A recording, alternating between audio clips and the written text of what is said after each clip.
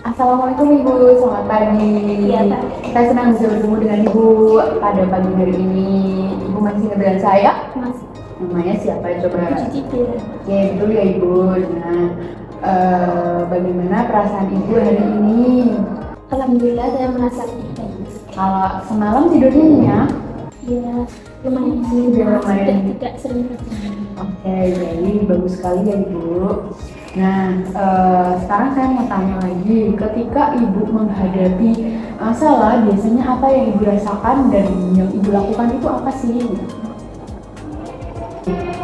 Saya masih sering terasa sedih, tapi sudah bisa dialihkan oleh hal lain. Oke, bagus sekali ya Ibu, berarti sudah lebih baik dari sebelum-sebelumnya. Nah, Ibu Dina masih ingat kontrak kita kemarin?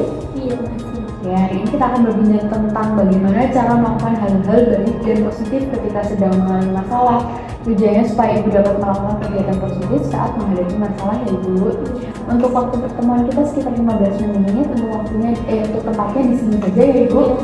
Hari ini kita akan membahas kegiatan-kegiatan positif yang dapat Ibu lakukan ketika sedang mengalami masalah ya Ibu. Nah, tujuannya agar Ibu dapat menenangkan pikiran dan mengurangi perasaan stres yang muncul akibat masalah. Supaya Ibu lebih tenang juga ya. Nah, yang perlu disiapkan adalah daftar kegiatan positif yang bisa Ibu lakukan saat menghadapi masalah agar pikiran menjadi lebih tenang ya Ibu. Nah, baik Ibu saat ini mengalami masalah, Ibu bisa melakukan hal-hal yang membuat Ibu sibuk dengan kegiatan positif. Contohnya seperti yang Ibu sukai, misalnya menyapu halaman atau apa yang Ibu sukai. Saya sebutkan. Saya tuh suka merawat tanaman. Rawat tanaman, menyiram, terus apa lagi?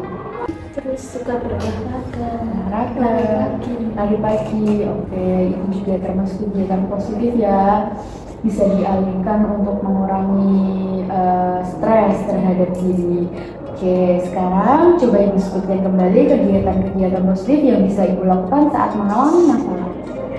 Saya bisa melakukan hal-hal yang membuat saya senang, misalnya seperti merawat tanaman, menyiram, olahraga pagi, lari pagi, seperti itu. Atau enggak juga bisa menyibukkan diri dengan berbincang-bincang dengan orang-orang sekitar ya Ibu. Itu juga bagus banget untuk bersosialisasi.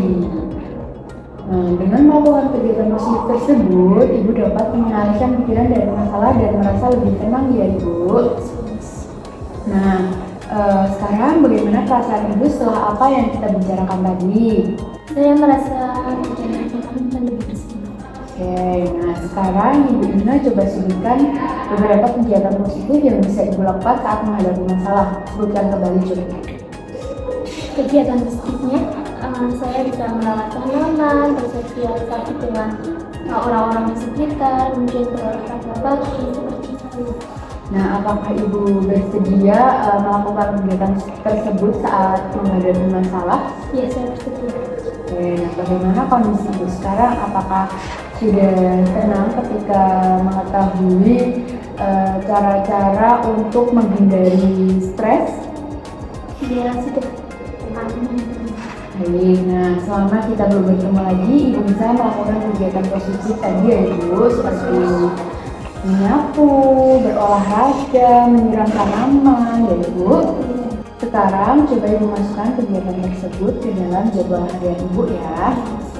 Oke, baik, bagus sekali. Nah, pada pertemuan berikutnya kita akan membahas tentang membuat rencana untuk masa depan. Kapan kita bisa bertemu lagi Bu?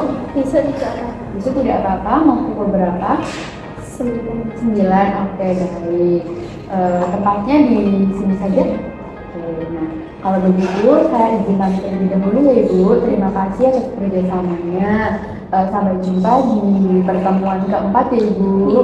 Saya permisi dulu. Ya, terima kasih. Ya.